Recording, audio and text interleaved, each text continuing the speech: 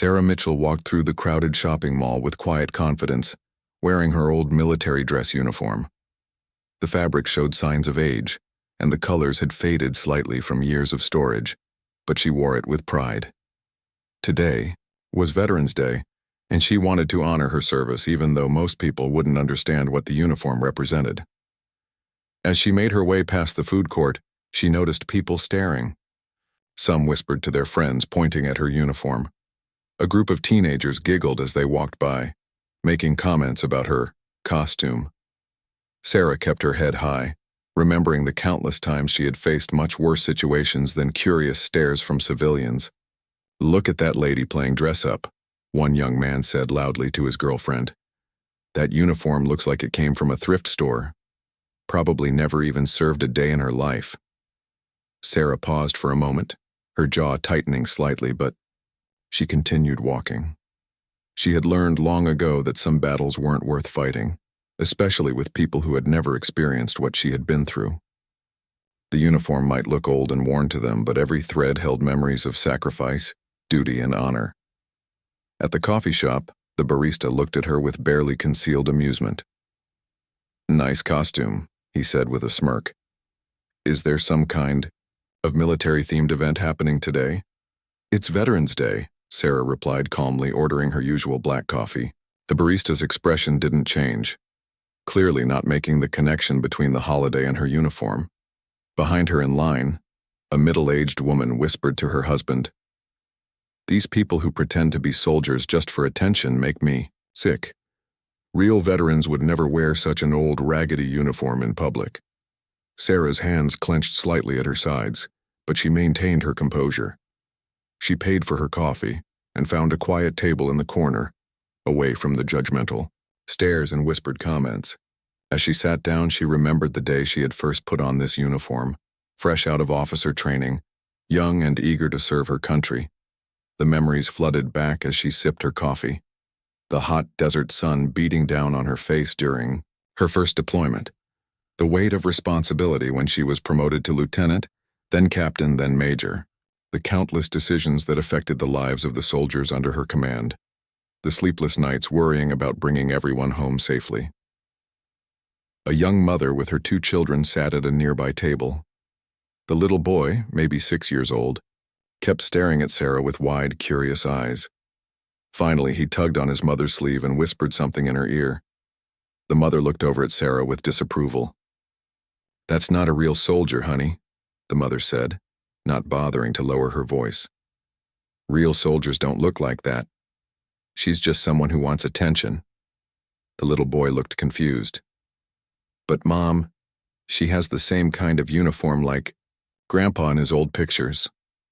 "Grandpa earned his uniform," the mother replied firmly. "This lady is just pretending." Sarah felt her heart sink a little.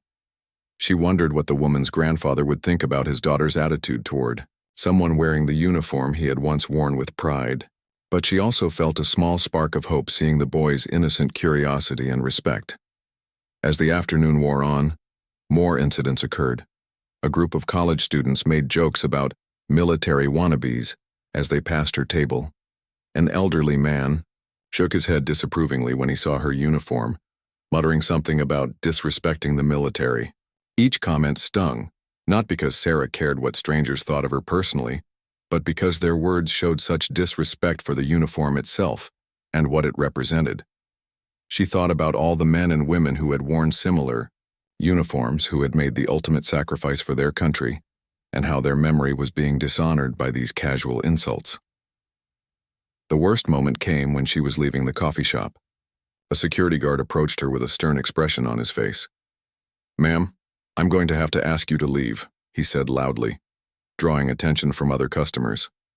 "We've had several complaints about someone impersonating military personnel." Sarah looked at him calmly. "I'm not impersonating anyone. This is my uniform." The security guard laughed. "Right, and I'm the president. Look, lady, I don't know where you got that old costume, but real soldiers don't walk around in faded, worn-out uniforms. You're making people uncomfortable." A crowd was starting to gather, phones coming out to record what they thought might be an interesting confrontation. Sarah felt the familiar surge of adrenaline she used to experience before difficult missions, but she kept her voice steady and calm. "I have every right to wear my uniform," she said quietly, "and I'm not causing any disturbance." "Your uniform?" The security guard's voice dripped with sarcasm. "Ma'am, I was in the Marines for 4 years. I know what real military bearing looks like, and you don't have it. Real soldiers would never let their uniform get in such poor condition." The crowd murmured in agreement, some nodding their heads and making comments about people who fake military service for benefits or attention. Sarah felt surrounded by hostility and ignorance, but she stood her ground.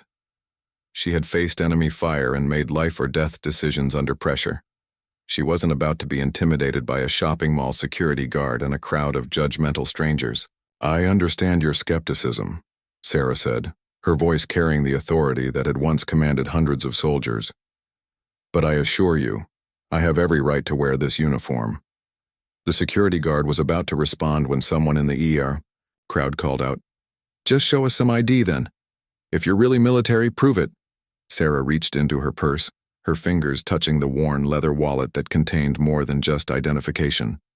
It held memories, commendations, and proof of a life spent in service to others. But as she prepared to defend herself once again, she wondered if anything she could show these people would change their minds about her, or if they had already decided who she was based on appearances alone. The tension in the air was thick, as everyone waited to see what would happen next. Sarah took a deep breath, preparing herself for whatever would come, just as she had done countless times before in much more dangerous situations. As Sarah reached for her identification, a commotion near the mall's main entrance caught everyone's attention. A group of sharply dressed military personnel in their dress blues was walking through the doors, clearly heading toward the Veterans Day ceremony that was about to begin in the center court. The security guard's demeanor immediately changed as he saw the approaching soldiers. He straightened his posture and adjusted his tie, clearly wanting to make a good impression on what he considered real military personnel. "Perfect timing," he said with confidence. "These actual soldiers can help us sort this out." The crowd grew larger as people noticed the official military delegation. Among them was a tall man with silver hair and numerous ribbons and medals adorning his chest. His bearing and the respectful way others deferred to him made it clear he was high-ranking. What the crowd didn't know was that this was Brigadier General James Harrison, who had come to speak at the Veterans Day ceremony. As the military group approached, Sarah felt a mix of emotions. Part of her was relieved that maybe someone would finally understand and support her. But another part of her worried that even these active duty soldiers might judge her based on her aged uniform and civilian appearance. The security guard stepped forward eagerly. "Sir, we have a situation here," he said to the Brigadier General. "This woman is pretending to be military and she's disturbing our customers. She's wearing what looks like an old costume uniform and claiming it's real." "General," Harrison looked over at Sarah with a measured gaze. His eyes took in her uniform, her posture, and her calm demeanor despite being surrounded by hostility. Years of command had taught him to read people quickly, and something about this woman told him there was more to the story. "What's your name?" the general asked Sarah directly, his voice carrying the authority of decades of leadership. "Sarah Mitchell, sir," she replied, automatically falling into the respectful tone she had used when addressing superior officers. The crowd watched with anticipation, expecting the general to quickly expose what they believed was a fraud.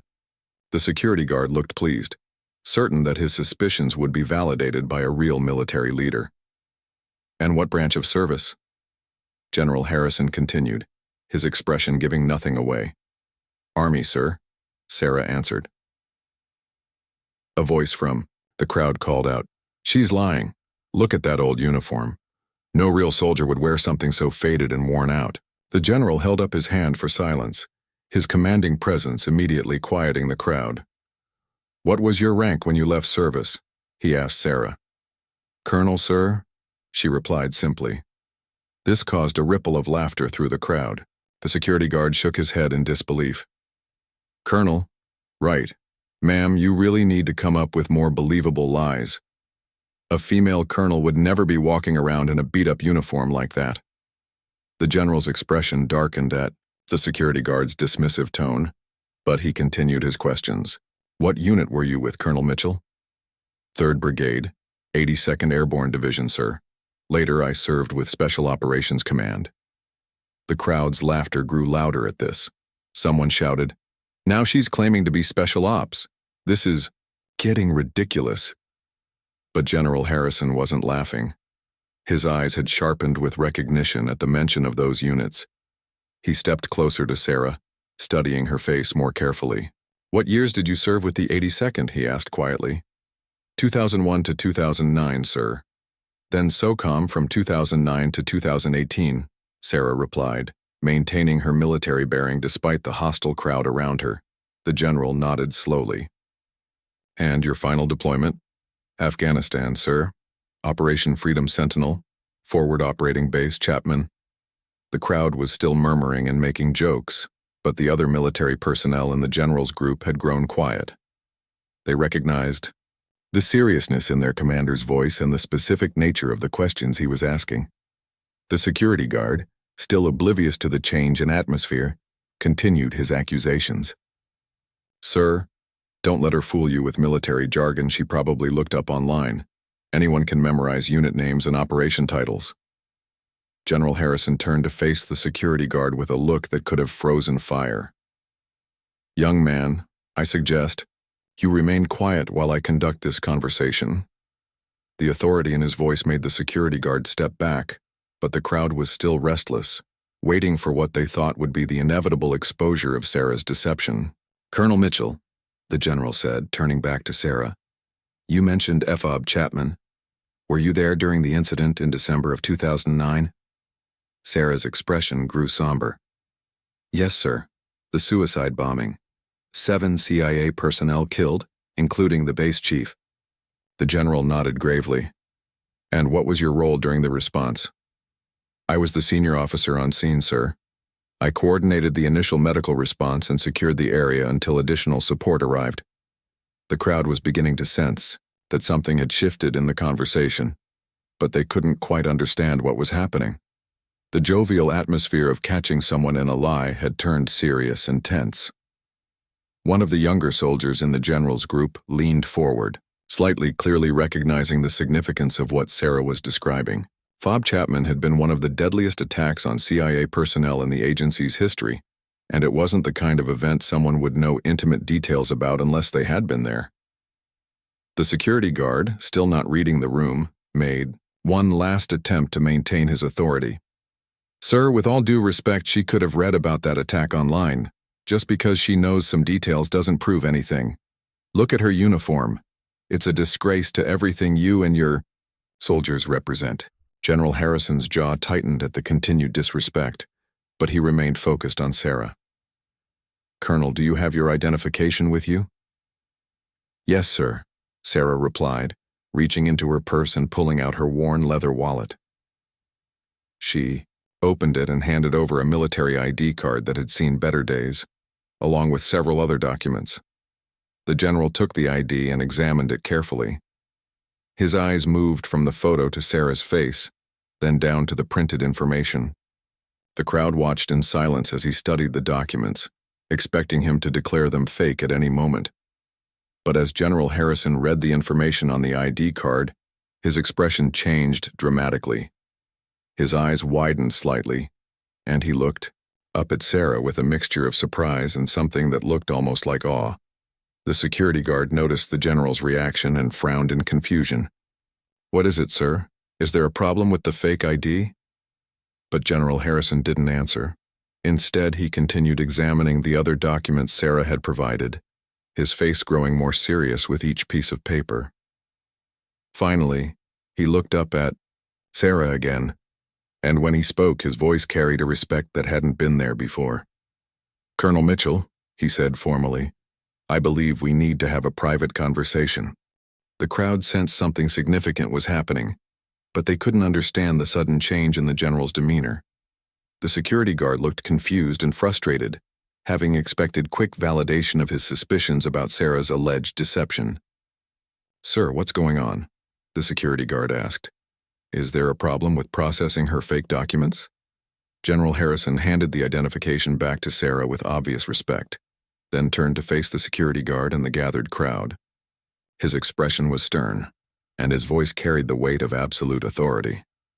The only problem here, the general said coldly, is the complete lack of respect being shown to a decorated veteran by people who have no idea what they're talking about. The crowd stirred uneasily, beginning to realize that perhaps they had misjudged the situation. The security guard's confident smirk faltered as he processed the general's words. "Sir, I don't understand," the security guard stammered. "That uniform is clearly old and worn out. No real officer would—" "Would what?" General Harrison interrupted, his voice rising slightly. "Would wear a uniform that shows the wear and tear of actual combat service? Would keep a uniform that holds memories of fallen comrades and hard-fought battles? Would dare to honor their service on Veterans Day despite knowing that ignorant civilians would mock them for it?" The silence that followed was deafening. Sarah stood quietly, maintaining her dignity while watching the general defend her honor in a way she had never expected. One of the younger officers in the general's group stepped forward. "Sir, is this really Colonel Mitchell? The Colonel Mitchell?" General Harrison nodded grimly. "Lieutenant, meet Colonel Sarah Mitchell. Perhaps you've heard of her during your officer training. She's the officer who saved 37 soldiers during the ambush at Kamdesh.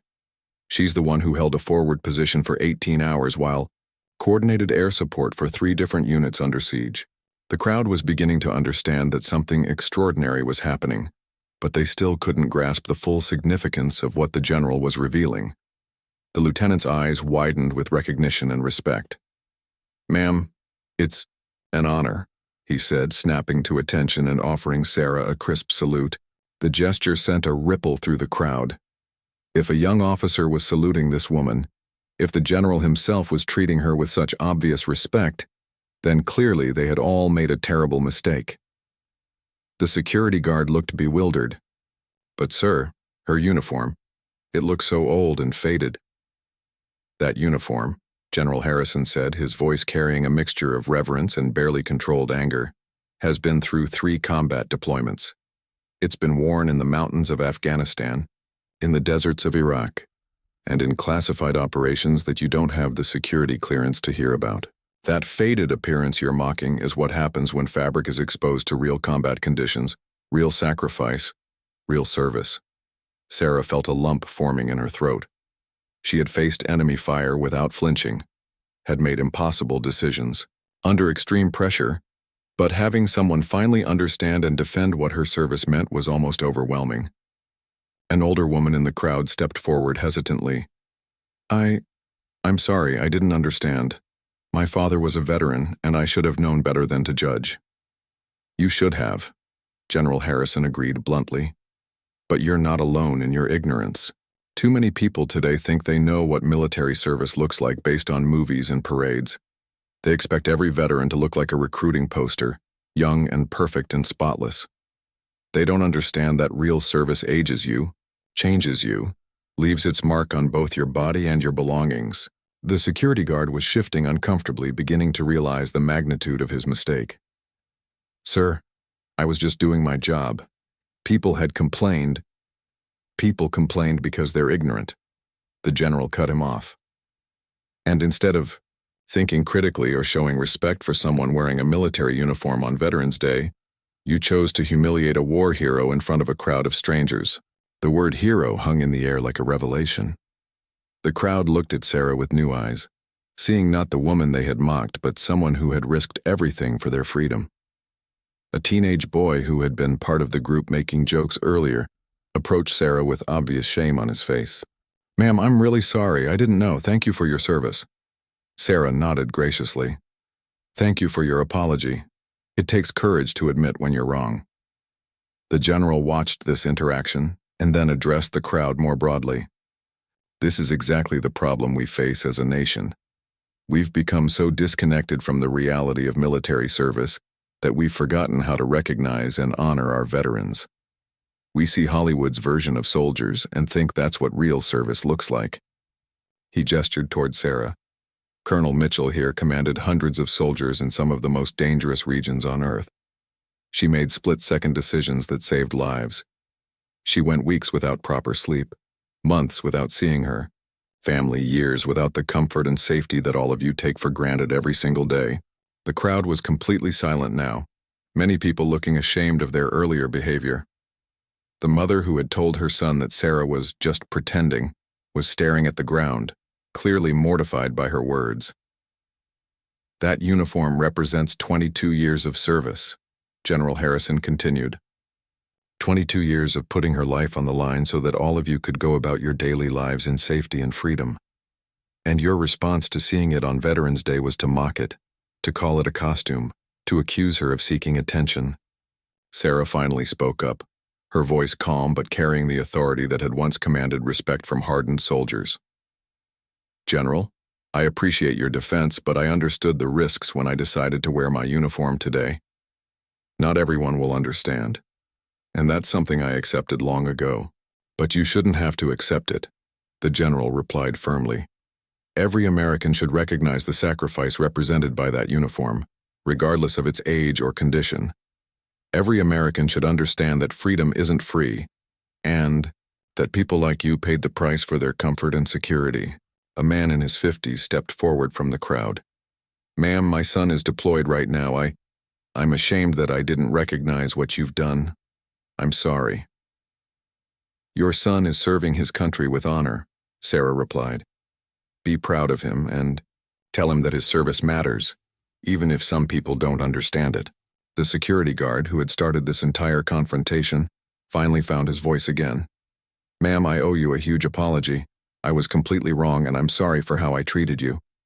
Sarah looked at him with compassion rather than anger. You were doing what you thought was right based on the information you had. The real problem is that our society has lost touch with what military service actually looks like. You're not the first person to make this mistake, and you won't be the last. The general nodded approvingly at Sarah's gracious response, then turned back to the crowd. This is what real leadership looks like. Even after being humiliated and disrespected, Colonel Mitchell responds with understanding and grace. This is the caliber of person who has been protecting your freedom while you slept safely in your beds. The atmosphere had completely transformed from hostility and mockery to respect and shame. People were looking at Sarah with newfound appreciation, finally seeing her not as someone to be ridiculed but as someone to be honored. General Harrison reached into his jacket and pulled out his phone. Colonel Mitchell, would you mind if I called someone? I think there's a person who would very much like to speak with you. Sarah looked curious but nodded her consent. The crowd watched as the general dialed a number, his expression serious and respectful. General Thompson, it's James Harrison. Sir, I'm standing here with Colonel Sarah Mitchell. Yes, sir, that's Sarah Mitchell. She's here at the Westfield Mall for the Veterans Day ceremony.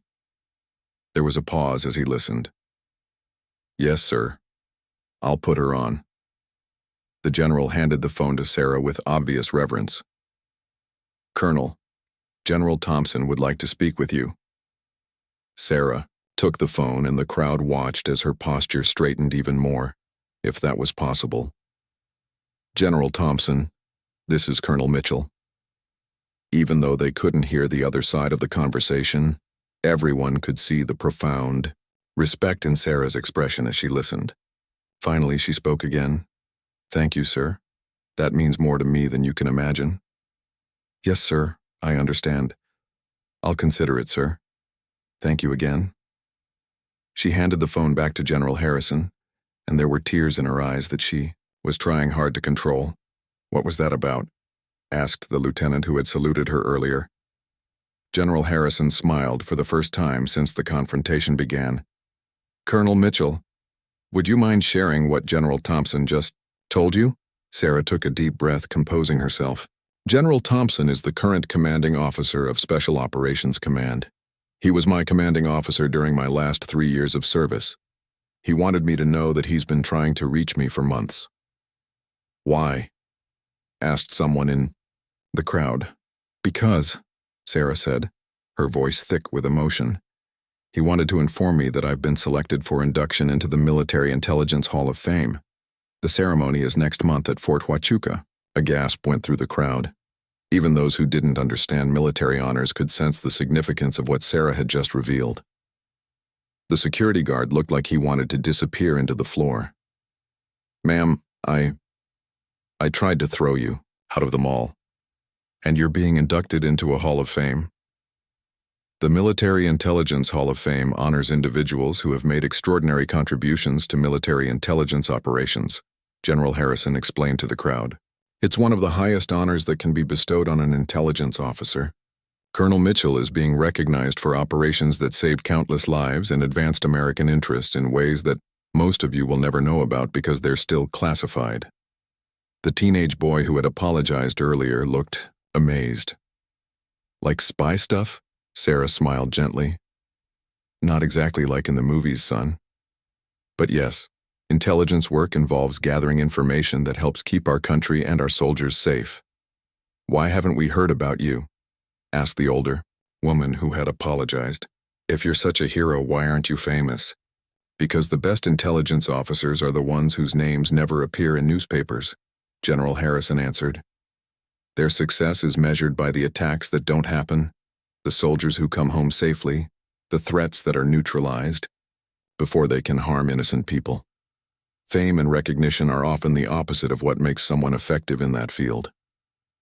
The mother who had told her son that Sarah was pretending stepped forward, her face red with shame. "Ma'am, I owe you an apology, and I owe my son an explanation. I taught him to disrespect a genuine American hero, and I'm mortified." Sarah knelt down to the little boy's level. "What's your name, son?" "Tommy," the boy replied, looking up at her with wide eyes. "Tommy, your mom made a mistake, but that doesn't make her a bad person. Sometimes grown-ups don't have all the information they need to make good decisions. The important thing is that she apologized when she learned the truth. That's what good people do." The boy nodded solemnly. "Are you really a soldier?" "I was a soldier for 22 years, Tommy. Now I'm a veteran, which means I used to be a soldier, but I'm retired." "Did you fight bad guys?" Sarah smiled. "I helped other soldiers fight bad guys, and I tried to find out what the bad guys were planning so we could stop them." "That's so cool," Tommy exclaimed, then looked up at his mother. "Mom, can I shake her hand?" The mother nodded, tears in her eyes. Tommy solemnly extended his small hand to Sarah, who shook it with the same respect she would show to a fellow officer. "Thank you for protecting us," Tommy said with the innocent sincerity that only children possess. "You're very welcome, Tommy. And thank you for asking good questions and being respectful." General Harrison watched this interaction with approval. "This is why we serve," he said to his officers, "for children like Tommy and for the future they represent." The crowd was completely transformed now. People were approaching Sarah to thank her, to apologize, to shake her hand. The hostile group that had mocked her just an hour ago had become a gathering of grateful Americans. An elderly veteran in the crowd, recognizable by his Vietnam War cap, made his way through the group with tears streaming down his face. "Ma'am, I served in Vietnam, and I know what it's like to come home to people who don't understand or appreciate what you've done. I'm sorry you had to go through that today, and I'm proud to call you a fellow veteran." Sarah embraced the old soldier warmly. "Thank you for your service, and thank you for paving the way for soldiers like me. You and your generation made it possible for people to eventually welcome us home."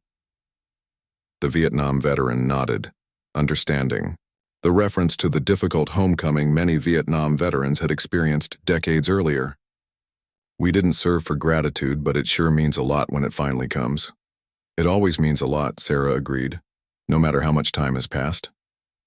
The security guard approached hesitantly, clearly still struggling with his role in the earlier confrontation. "Ma'am, is there anything I can do to make up for what happened? Maybe I could help with the Veterans Day ceremony or—" Sarah considered his offer thoughtfully. "Actually, there is something you could do.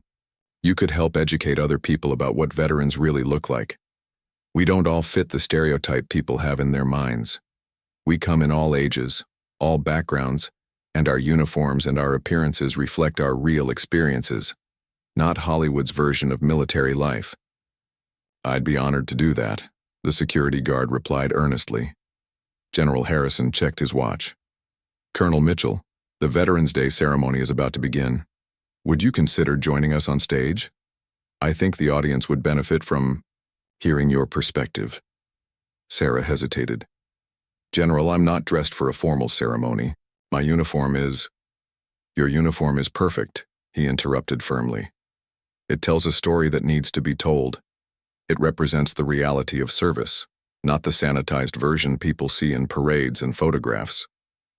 The crowd around them began to applaud, a spontaneous show of support for the woman they had so recently misjudged. Sarah looked around at the faces surrounding her, seeing respect and gratitude where there had once been mockery and suspicion. As they walked toward the center court where the Veterans Day ceremony was being held, word spread quickly through the mall about what had happened. People began following the group, curious to see the woman who had been revealed as a decorated war hero. The crowd grew larger with each step, and Sarah found herself at the center of attention in a way she had never experienced before. The ceremony stage was decorated with red, white, and blue bunting, and several rows of chairs were arranged for the audience. As they approached, the event coordinator rushed up to General Harrison with a clipboard and a worried expression.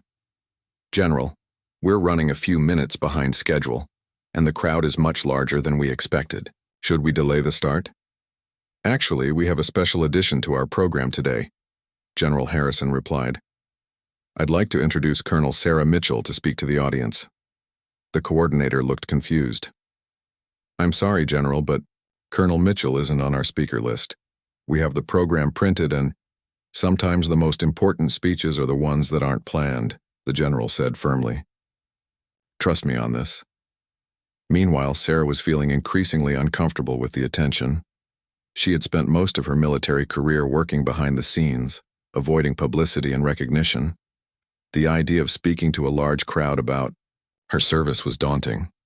General, I'm not sure this is a good idea, she said quietly. I'm not a public speaker, and I don't think people want to hear from me. Colonel, with respect, you're wrong about that, he replied. After what just happened, these people need to hear from you.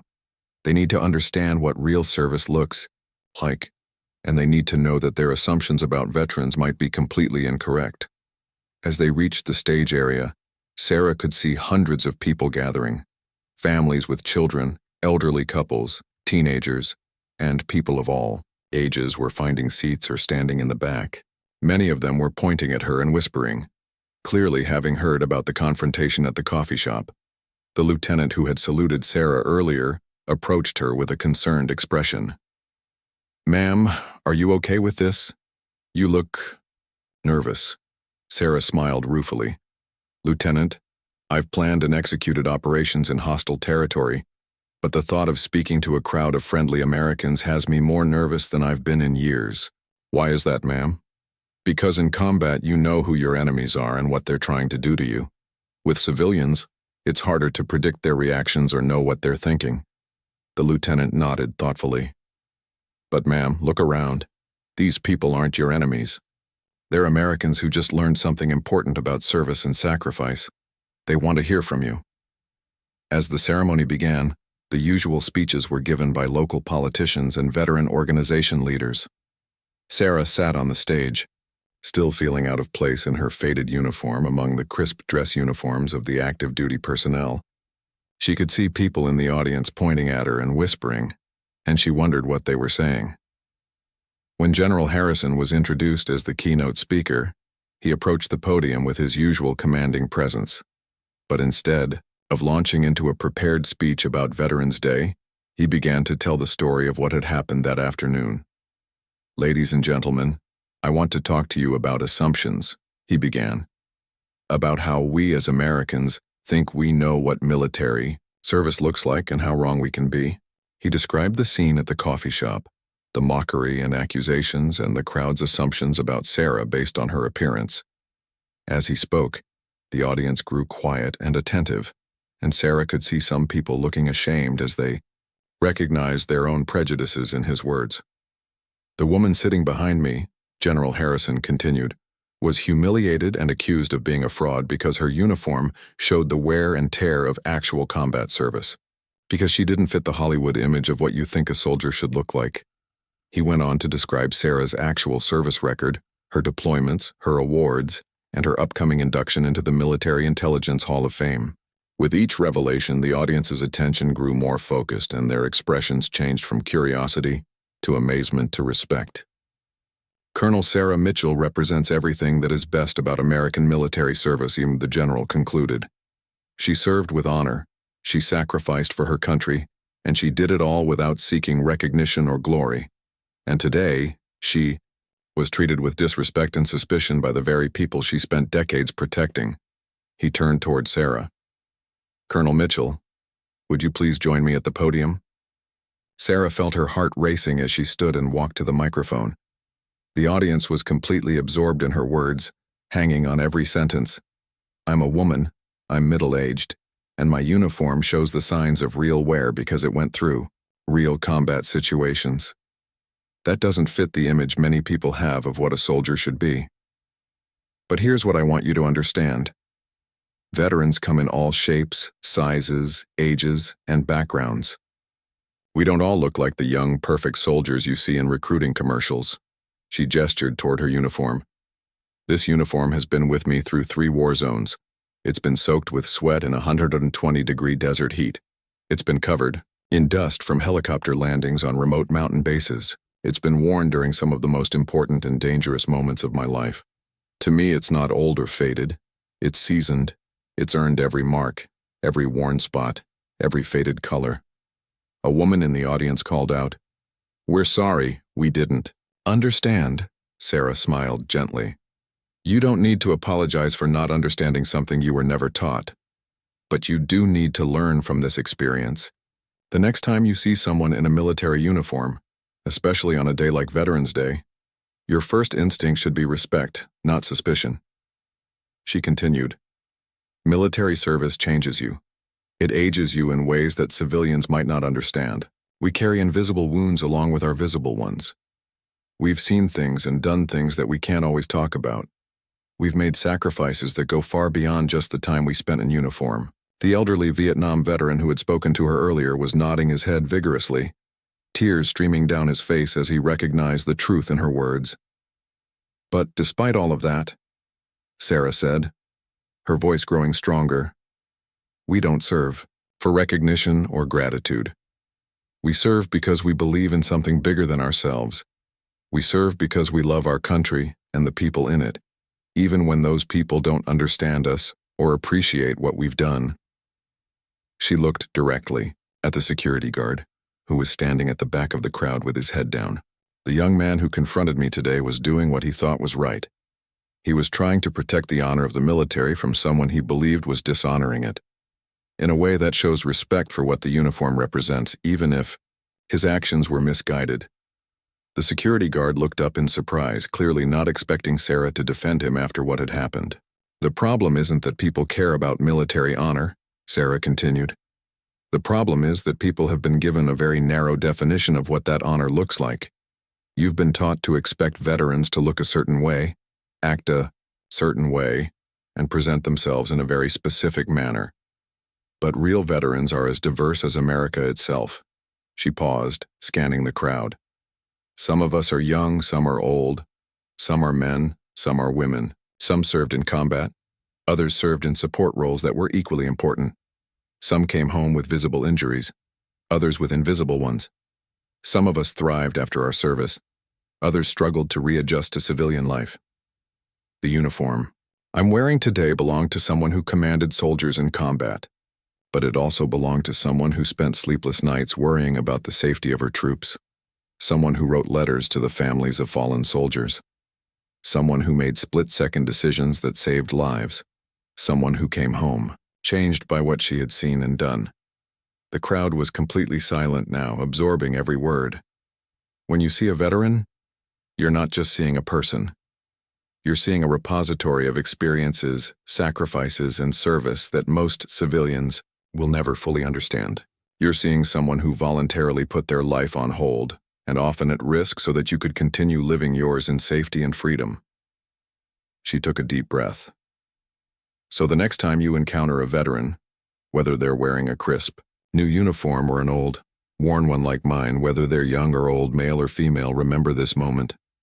Remember that you're in the presence of someone who answered the call to serve when others couldn't or wouldn't. The applause started, slowly, with just a few people clapping, but it quickly grew into a thunderous ovation that lasted for several minutes. People were standing, many were crying, and Sarah could see that her words had truly impacted the audience.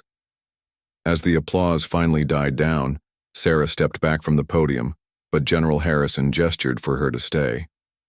"Ladies and gentlemen," he said, "I think we can all agree that Colonel Mitchell has given us the most important Veterans Day message any of us has ever heard. Her words today will stay with us long after this ceremony ends." He turned to Sarah. "Colonel, on behalf of all the veterans here today and all the Americans in this audience, thank you not just for your service, but for your grace, your wisdom, and your willingness to turn a difficult experience into a teaching moment for all of us." The crowd erupted in applause again, and Sarah felt overwhelmed by the outpouring of respect and gratitude. It was a far cry from the mockery and suspicion she had faced just hours earlier. Completely silent, waiting to hear from the woman who had become the unexpected focus of their Veterans Day ceremony, she looked out at the hundreds of faces staring back at her, took a deep breath, and began to speak. "I didn't come here today to make a speech," she said, her voice steady despite her nervousness. "I came here to honor Veterans Day quietly, the same way I've done for the past 7 years since I retired from the Army." She paused, gathering her thoughts. "What happened today wasn't unusual for me. I've been questioned about my service, doubted, and dismissed more times than I can count. Not because I did anything wrong, but because I don't look like what people expect a veteran to look like." The audience was, as the formal ceremony concluded, Sarah found herself surrounded by people wanting to thank her, shake her hand, and share their own stories. The transformation from the hostile crowd that had mocked her earlier to this gathering of grateful Americans was almost surreal. The security guard who had started the entire confrontation approached her hesitantly, clearly, struggling with his emotions. "Ma'am, I've been thinking about what you said up there, about me trying to protect military honor. But the truth is, I dishonored it by treating you the way I did." Sarah looked at him with compassion. "What's your name?" "Michael Torres, ma'am. And I want you to know that what happened today changed me. I'm going to make sure this never happens again, not on my watch. Michael, you made a mistake, but you also showed courage by admitting it and wanting to do better. That's what matters now." A young woman in her 20s approached with a small child in her arms. "Ma'am, my husband is deployed right now with the 82nd Airborne. Hearing you speak about your time with that unit, it helps me understand what he might be going through." Sarah's expression softened. "What's his name?" "Staff Sergeant David Chen. He's on his 2nd deployment. The 82nd Airborne has some of the finest soldiers in the world," Sarah said warmly. "Your husband is serving with honor alongside men and women who will have his back no matter what. Tell him that Colonel Mitchell said to stay safe and come home to his beautiful family." The woman began to cry. "Thank you. That means everything to me." As more people shared their stories, Sarah realized that many of them had connections to military service that they hadn't initially revealed. The elderly man who had shaken his head disapprovingly at her uniform turned out to be a Korean War veteran who had been offended by what he thought was someone disrespecting military dress codes. A teenager who had laughed at her appearance had a brother currently serving in the Marines. "Why didn't any of you speak up earlier?" Sarah asked the Korean War veteran. "Because I let my assumptions override my better judgment," he admitted. "I saw what I expected to see instead of looking deeper. I forgot that I myself was once dismissed by civilians who didn't understand what I'd been through."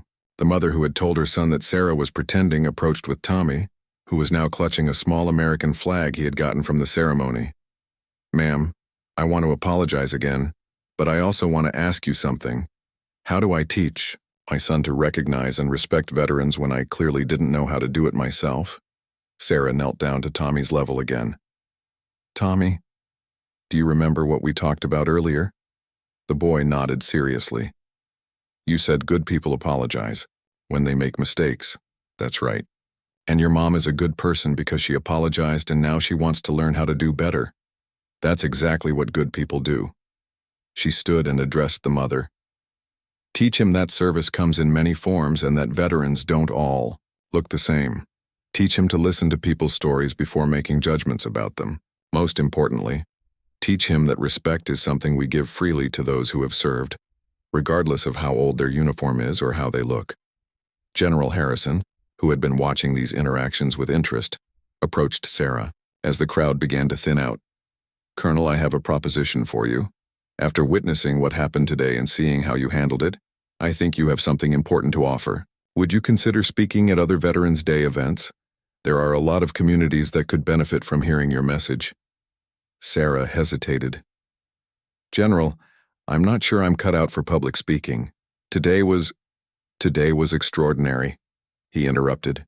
You took a situation that could have ended in anger and resentment and turned it into a powerful teaching moment. That's exactly the kind of leadership our country needs. The lieutenant who had first saluted Sarah joined the conversation. Ma'am, if I may, what you did today reminded me why I wanted to become an officer in the first place. You showed grace under pressure and used your experience to educate rather than to retaliate. That's the kind of leader I hope to become. Sarah looked around at the faces of the people still gathered around her. She saw the Vietnam veteran who had embraced her, now talking quietly with some younger veterans about their shared experiences. She saw Michael, the security guard, explaining to his supervisor what had happened and why he wanted to implement new training for dealing with veterans. She saw families with children who were asking thoughtful questions about military service instead of making assumptions. You know what? Sarah said finally. Maybe General Thompson was right when he told me it was time to come out of the shadows. I spent my career working behind the scenes, but maybe there's value in being visible and helping people understand what service really means. Does that mean you'll consider speaking at other events? General Harrison asked hopefully. It means I'll think about it, Sarah replied with a smile. But if I do this, it won't be about me or my service record. It will be about helping people understand all veterans better. As the last of the crowd dispersed, Sarah found herself alone with the small group of military personnel who had witnessed the day's events. The mall was returning to its normal Veterans Day activity, but something had changed. She could see people looking at other veterans differently, approaching them with more respect and curiosity rather than assumptions. Michael Torres appeared one more time before she left. Ma'am, I wanted you to know that I've talked to my supervisor about implementing some changes. We're going to train all our security staff about veterans and military service. We want to make sure what happened to you never happens to anyone else. That's wonderful, Michael. But remember, it's not just about training security guards. It's about helping all Americans understand that veterans are part of their community and that our service doesn't end when we take off the uniform for the last time. As Sarah prepared to leave the mall, the Vietnam veteran approached her one final time. Colonel, I want to give you something. He handed her a small pin depicting the Vietnam service ribbon. This pin has been with me for 50 years. I want you to have it as a reminder that veterans from every generation have your back. Sarah was deeply moved by the gesture. Sir, I can't accept this. It belongs to you. No, ma'am. It belongs to someone who understands that veterans take care of each other regardless of when or where we served. You took care of all of us today by showing us how to maintain our dignity in the face of ignorance and disrespect. As Sarah walked back to her car, she reflected on the extraordinary day she had experienced. She had come to the mall simply to honor Veterans Day quietly, wearing her old uniform with pride despite knowing some people might not understand. What she hadn't expected was to become an educator, a bridge between the military and civilian communities, and a voice for veterans who didn't fit society's narrow expectations. Her phone buzzed with a text message from General Thompson. Heard about what happened today. Proud of you. The Hall of Fame ceremony can't come soon enough. The nation needs leaders like you. Sarah smiled as she put her phone away. Maybe it was time to step out of the shadows and help her fellow Americans understand that military service was more complex, more diverse, and more meaningful than they had ever imagined. Her old, faded uniform had started a conversation that could change how people viewed veterans for years to come. As she drove home, Sarah realized that sometimes the most important battles are fought not with weapons, but with words, patience, and the courage to stand up for what's right while maintaining grace and dignity. Today had been one of those battles, and for the first time in a long time, she felt like she had won something truly important.